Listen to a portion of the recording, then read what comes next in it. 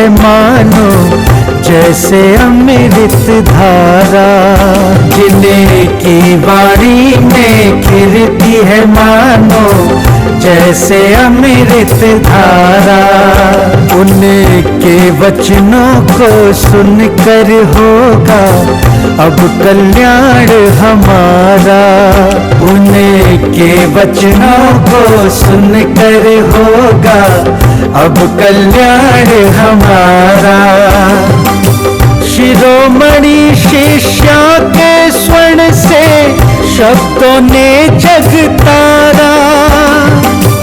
ऐसी पूर्णमती माता को शत शत नमन हमारा। शत शत नमन हमारा। पूर्णमती माता तुम सा ना जग में कोई सहारा। पूर्णमती माता तुम सा ना जग में कोई सहारा। जिन वाणी चैनल कहता है धन्य है भाग्य हमारा। धन्य है भाग्य हमारा।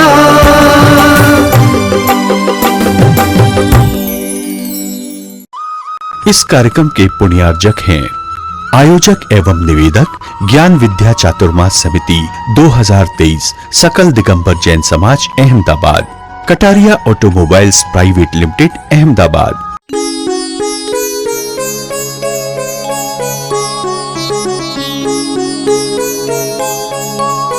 भव्य जीव, जिसके पास खेत बहुत अच्छा हो, उत्तम भूमि हो जिसके पास में, क्या वो व्यक्ति उस खेत में घास उगाता है? अच्छी से अच्छी फसल उगाना चाहता है। सीधी सी बात है।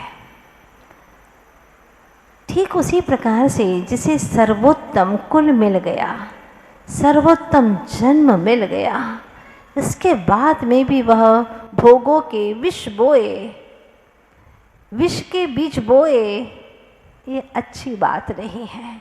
नरक और तिर्यंच गति में जाने के साधन जुटाए, वैसे ही अनुचित कार्य करे, ये शोभास्पद नहीं है। कोई पिता कह दे अपने पुत्र से कि बेटा जाओ, बहुत उत्तम भूमि मैंने खरीदी है, उसमें पूरे खेत के अंदर घास उगा दो। घास क्या उगाना, वो तो स्वयं में उग जाएगी, पानी गिरेगा और घास तो उग जाएगी। उसके लिए क्या इतनी मेहनत करना? नरक तिर्यंच गति तो वैसे ही मिल जाएगी तुम्हें। काय को पुरुषार्थ कर रहे हो गलत खाने का, होटल में जाने का, इधर उधर भटकने का? क्यों परिश्रम कर रहे हो? कुछ नहीं बनता। बुरा करना तो बंद करो। अच्छा करना नहीं बनता है तो कम से कम बुरे कार्य करना तो बंद करो। क्यों अपने आप को बर्बाद करने पर तुले हो? उत्तम समय आ गया है, उत्तम मुहूर्त, उत्तम चौघड़िया, उत्तम भूमि प्राप्त हो गई है। इसमें अब विष के बीज मत बो, मत बो। अनंत काल बीत गया, कब तक अपने आप को बर्बाद करेंगे? कोई अपने आप को बर्बाद करे तो हमें उस पर बहुत गुस्सा आता है। कोई अगर आपसे कहे, कुछ गाली बोल दे जो आपका नाम नहीं है और वो गलत नाम ले ले तो आपको बहुत बुरा लगता है। बच्चे भी चिढ़ जाते हैं। बच्चों का जो नाम है उस नाम से ना बोल करके कुछ और नाम बोले तो बच्चे भी चिढ़ जाते हैं। लेकिन अफसोस इस बात का है कि तुम जो नहीं हो वो तुम अपने आप को अनंत काल से मान रहे हो, फिर भी आपके ऊपर कोई फ़र्क ही नहीं पड़ता। क्या मानते हो तुम अपने आप को? मैं सेठ हूँ, हाँ मैं ये हूँ, मैं वो हूँ, पता नहीं क्या क्या मानते रहते हैं। कोई पागल कह दे तो चिढ़ जाते हो कि मैं पागल दिखता हूँ तुझे, हाँ? तो फिर कोई तुमसे कह दे कि तुम तो मेरे पापा हो, तुम तो मेरे मामा हो, आप कभी नहीं चिढ़ते? हाँ, मैं आत्मा हूँ, मैं कोई पापा मामा कुछ नहीं हो, समझे? मैं तो एक आत्मा ही आत्मा हूँ बस। भगवान ने मुझे ये परिभाषा दी है, भगवान ने नाम दिया है मुझे, आत्मा से शब्द कह करके पुकारा है। और तुम मुझे ऐसे ऐसे नामों से पुकारते हो मैं अब ये व्यवहार नहीं कर सकता, बहुत कर लिया ये व्यवहार। जब पर समय समाप्त हो जाता है तो वहीं पर स्व समय उद्घाटित हो जाता है। स्व समय होने के बाद में तुम कहो कि पर समय कहाँ है, दिख तो रहा ही नहीं है, कि दिखने वाली चीज़ें नहीं है, क्योंकि भावों में जब परिणमन हो गया, परिवर्तन हो गया, पर समय समाप्त हो गया और वही आत्मा स्व समय रूप हो गया। दृष्टि बदल गई, पर समय बदल करके स्व समय हो गया। पहले के समय की एक घटना है। एक बुढ़िया रहट चलाया करती थी, और जब रहट चलाती थी तो उसमें पुराने जमाने में तकुआ लगा रहता था। तो जब वह तकुआ उसने देखा कि टेढ़ा हो गया है, रहट में दिक्कतें आ रही हैं, उसको तकुआ को निकाल करके लोहे का रहता था, तो उसकी वह टेढ़ निकालने के लिए लोहार के पास गई। लोहार से पूछा, क्या लोगे इसकी टेढ़ निकालने का? उसने कहा 1 रुपये में निकल जाएगी, पहले का सस्ता जमाना था, 1 रुपये में निकल जाएगी। उसने कहा ठीक है। उसने टेढ़ निकाल दी। जब टेढ़ निकाली तो वह बुढ़िया तो अड़ गई कि मुझे वो टेढ़ दो, वो टेढ़ दे दो मुझे। लुहार ने कहा मैं कैसे दे सकता हूँ वो टेढ़, वो कोई ऐसी चीज़ नहीं कि निकाल करके मैंने रख दी और फिर तुम्हें दे दूँ। उसको बहुत समझाया, वो मानने को तैयार नहीं है। फिर उसने उसको उसी भाषा में समझाया कि देखो ये टार्च नहीं है, हाँ, कि पुराना मसाला निकाल दिया, सेल वगैरह निकाल देते थे ना, उसको मसाला बोलते थे पुराने ज़माने के लोग। तो देखो पुराना मसाला निकाल दिया, नया मसाला डाल दिया, तो पुराना मसाला तुम्हारे हाथ में आ गया। ऐसे कोई टार्च नहीं है ये, समझे? ये तकुआ है, उसकी टेढ़ निकाल दी, वो सीधा हो गया। अब उसकी टेढ़ कोई बची हुई वस्तु नहीं है जो तुम्हारे हाथ में दे दी जाए। वो बुढ़िया तो समझ नहीं पाई और विवाद करती रही। खैर छोड़ो उसे, लेकिन हम तो समझते हैं ना कि पर समय निकल गया तो अब बस स्व समय हो गया। अब पर समय कोई हाथ में दिखने वाली चीज नहीं है। जो पर में दृष्टि जारी थी उसको सौ में छोड़ लिया बस।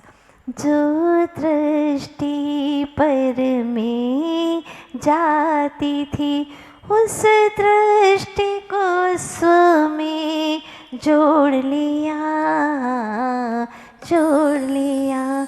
जो दृष्टि पर में जाती थी, जो दृष्टि पर ही पर में जाती थी, कौन लाएगा उस दृष्टि को स्व में? हम खुद लाएंगे। कैसे आएगी? जब रुचि जागृत होगी, जब स्व तत्व की महिमा आएगी, जब स्व तत्व अच्छा लगेगा, जब अपनापन होगा। बोले माता जी हमें तो बहुत अपनापन है, हाँ, पूरे परिवार के लोगों से इतना अपनापन है कि हम तो जान तक छिड़क देंगे उनके लिए। अपने परिवार के लिए, अपने रिश्ते नातों के लिए कौन सा शूरवीर का काम कर दिया तुमने? ये तो अज्ञानता का काम कर रहे हो, ये तो मोह का काम कर रहे हो।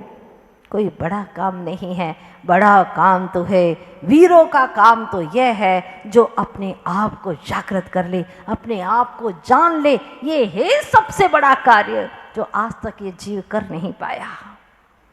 बहुत बड़ा कार्य है। इसमें लगता क्या है? क्या लगता है? अपने आप को जानने में क्या लगता है? जो बाहर को जान रहे हैं ना, ये पेंसिल है, ये माइक है, ये फूल है, ये है, सब देख रहे हैं ना, सब जान रहे हैं। उससे हट करके स्व को जानना है, पर वो जानने में नहीं आता है। क्यों नहीं आता? पता नहीं कौन सी दीवार खड़ी है कि वहाँ तक दृष्टि जाती ही नहीं है। बंद करो आंखें, बंद भी कर लेते हैं, घोर अंधकार दिखाई देता है, घुप अंधकार, कुछ दिखाई नहीं देता। जैसे एक नगर सेठ ने पूरे नगर के लोगों को निमंत्रण दिया भोजन का। उसका बड़ा दिन था, बेटे का जन्मदिन था, और बेटा 10 वर्ष के बाद भी जन्मा था, प्रथम जन्म दिवस था। पूरे नगर के लोगों को उसने न्योता दिया। आए सारे लोग, बंदोबस्त किया गया था, व्यवस्थाएं बनाई गई थी गांव के अमुक अमुक लोगों ने कि परोसगिरी किसको कराना है, कैसे भोजन में पंक्तिबद्ध बैठाना है। सारी अच्छे से समुचित व्यवस्था चल रही थी कि कहा कि उस व्यक्ति को न्योता दोगे क्या? बोले देना तो पड़ेगा क्योंकि गांव का ही व्यक्ति है, लेकिन वो बहुत ही ज़्यादा आलसी है, महा आलसी है, वो कुछ नहीं करता। आलसी के नाम से वह यहाँ पर प्रसिद्ध है, कुख्यात है, विख्यात नहीं कुख्यात है। बुलाओगे, बुलाना तो पड़ेगा। बुलाया उसे, और जैसे ही बुलाया तो लोगों ने कहा कि पहले तुम्हें परोसगिरी करवानी होगी। उसने कहा मैं ज़रूर करवा दूंगा, लेकिन एक बार मुझे भोजन करना होगा, क्योंकि मैंने कल से भोजन नहीं किया। मुझे ज्ञात हुआ था कि आज यहाँ पर न्योता है, जीवन है, तो मैं कल से ही भूखा हूँ, इसलिए पहले मुझे भोजन करा दो। मैं भोजन करके फिर सबको परोसगिरी का काम करवा दूंगा, पहले भोजन करा दो। ठीक है, लोगों ने सोचा अभी करे चाहे बाद में करे, काम करेगा, कह रहा है तो भोजन कराने के लिए बिठा दिया। भोजन कराया, इतना डट के खाया, इतना डट के खाया, इतना डट के खाया कि वहीं पर ही उसको नींद आ गई, वहीं सो गया। आने जाने वाले लोग बैठे तो कहाँ बैठे, और खर्राटे ले रहा, ये और मुसीबत। उसको कहा भाई तू उठ, इस तरह से काम नहीं चलेगा, तूने कहा था कि मैं भोजन को परोसने का काम करूँगा और तू खा करके यहाँ यहीं पर सो गया, ये क्या है। उसने कहा देखो अब मैं परोस नहीं सकता, क्योंकि अब पेट इतना भर चुका है कि मुझसे तो झुकते ही नहीं बनेगा, बिल्कुल झुक नहीं सकता मैं, अब कुछ नहीं कर सकता। बात ऐसी ही है, खाने के पहले भी कुछ नहीं कर सकता और खाने के बाद में भी नहीं कर सकता। लोगों की बस यही तो बहाने हैं, आंख बंद करें तो भी नहीं दिखता और आंख खोलो तो भी आत्मा नहीं दिखता। आंखों से नहीं दिखता, आत्मा रुचि से दिखता है। इंटरेस्ट हो तो इंटर हो जाए, इंटरेस्ट ही नहीं है तो इंटर कैसे होगा, प्रवेश कैसे होगा, अपने भीतर में प्रवेश नहीं हो सकता। जहाँ रुचि होती है वहीं आत्मा की शक्तियाँ जाती है, रुचि अनुसार ही वीर्य होता है। रुचि है तो आप भव्य आत्मा यहाँ पर आ गई, अपनी आत्मा की कथा चलो रे चलो सुनने के लिए चले, बड़ा आनंद आता है। अपनी कथा बहुत सुनी, राजा रानी की कथा, लेकिन इस बार अपनी कथा है। भले राजा रानी की कथा आएगी, कहानी आएगी, लेकिन वो सुनना कोई उद्देश्य नहीं है, उद्देश्य है निज आत्मा की कथा का श्रवण करना। मैं कैसा हूँ, क्या स्वरूप है मेरा, क्या गांव है मेरा, क्या धाम है मेरा, क्या काम है मेरा, ये सारी बातों की जानकारी मिलेगी तो समय सार ग्रंथराज में मिलेगी।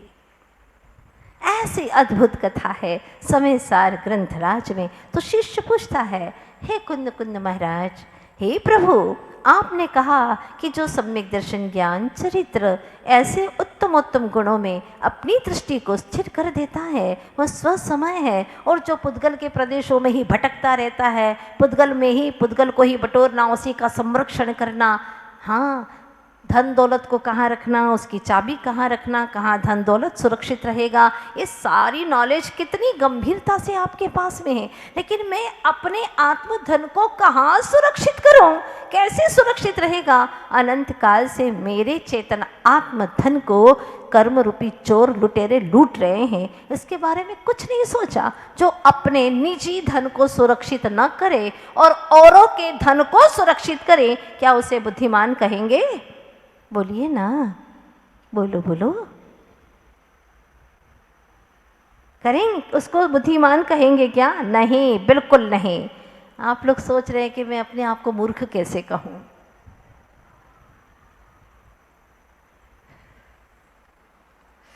अब सीधा नहीं बोल रही हूं मैं, आप ही की बात को थोड़ा सा वाक्य बदल करके बोल रही हूं। हाँ, हम अपने आप को मूर्ख कैसे कहें, क्योंकि हम अपने निजी धन को तो संभाल ही नहीं रहे। अनंत काल हो गया, कर्म रूपी लुटेरे लूट रहे हैं, लूट जाने दो, अपने हाथों से लुटा रहे हैं। आओ रे आओ, लूट जाओ, मेरा चेतन धन लेकर के जाओ, लुटा रहे हैं। कर्म रूपी तस्करों को मोह माया से, पाप से, कषायों से और अपने धन को लुटा रहे हैं। कौन सा है हमारा धन पता ही नहीं है, मालूम ही नहीं है अपना धन कौन सा है, तो उसकी सुरक्षा कैसे करेंगे। आपको तो ज्ञात है, बच्चे को भी पता है कि ये हमारे घर का धन है, ये हमारे घर की प्लेट है। एक जरा सी लोहे की प्लेट भी होगी तो उठा करके अपने घर ले जाएगा। इतना शातिर दिमागी है वो तुम्हारा बच्चा, चतुर दिमाग का। और माँ बाप उसको बेटा धन्यवाद धन्यवाद, शाबाश बेटा, ये है ना मेरा बेटा। देखो एक प्लेट बाहर रखी थी, हाँ दूसरे के आंगन में रखी थी, उठा करके बेटा ले आया। चतुर है बेटा तू, अब बहुत धन को संभालेगा, अभी से ही पूत के लक्षण पालने में दिख रहे हैं। हाँ, दिख रहे हैं कि कबाड़ा इकट्ठा करेगा, दिख रहे हैं। जो सच्चा धन नहीं है, पुद्गल है, जड़ धन है, उसको इकट्ठा कर और माँ बाप उसको धन्यवाद देते। बहुत होशियार है माता जी हमारा बेटा। हमने कहा कैसा होशियार है? माता जी अपनी हर चीज़ पहचानता है। अच्छा, वाह। हमने कहा क्या चीज़ पहचानता? अपने ज्ञान दर्शन चारित्र गुण को पहचानता है? नहीं, वो नहीं। अपना घर कहाँ है वो पहचानता है, अपनी मम्मा को पहचानता है। मैंने कहा खाक पहचानता है? काहे की पहचान? अरे दुनिया को जान लिया तो कौन सी बड़ी बात की। ये तो अनंत काल से कुसंस्कार चले आ रहे हैं जीव के अंदर, मोह माया के। आचार्य देव कहते हैं, मोह की महिमा देखो क्या तेरे मन में समाई, तूने अपनी ही महिमा भुलाई, चेतन अपनी ही महिमा न जानी। मोह की महिमा देखो क्या तेरे मन में समाई, तूने अपनी ही महिमा भुलाई, चेतन अपनी ही महिमा न जानी। अब उपयोग तो एक ही तरह लगेगा, या तो बाहर के धन को संभाल ले, बाहर के धन को पहचान ले, या कि अपने भीतर के अंतर जगत के चिन्मय चैतन्य धन को पहचान ले। उपयोग तो कहीं एक तरफ जाएगा। अभी आपका मात्र उपयोग धर्म सभा में अपने चैतन्य धन को समझने में लगा हुआ है कि इस चेतना के भीतर अनंत गुणों का पुंज, जो मेरे चिन्मय गुणमणियाँ हैं वो कैसी हैं, अद्भुत हैं। एक बार जिन्होंने देख लिया, फिर 6 खंड के राज्य, 9 निधियाँ, 14 रत्न को छोड़ दिया। ओहो, ऐसे अनमोल रत्न कौन से हैं वो भीतर में।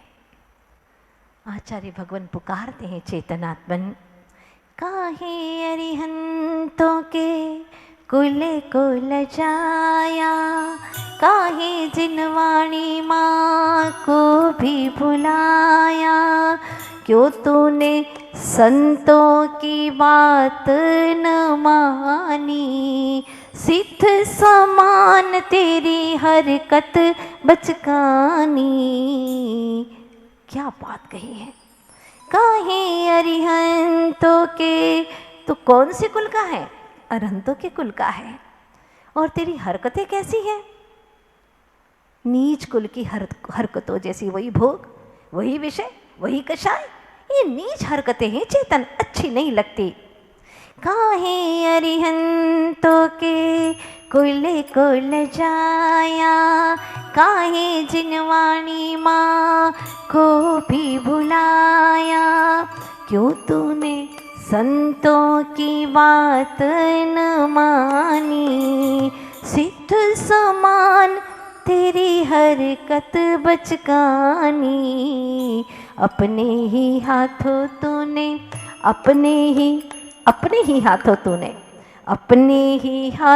तूने घर में क्यों आग लगाई, चेतन अपनी ही महिमा भुलाई, चेतन अपनी ही महिमा न आई। कैसे कैसे समझाते आचार्य भगवान। क्या कोई अपनी माँ को भुलाता है? हाँ, कैसे भुला देता है कोई अपनी माँ जननी को? उसी तरह से तो चिन्हवाड़ी माँ को भूल गया जिसने तुझे जीना सिखाया है। कैसे जीना, कैसे मरना, सारी कला माँ चिन्हवाड़ी ने सिखाई और तो उसी को भूल गया। कहता है कि मुझे फुर्सत नहीं है।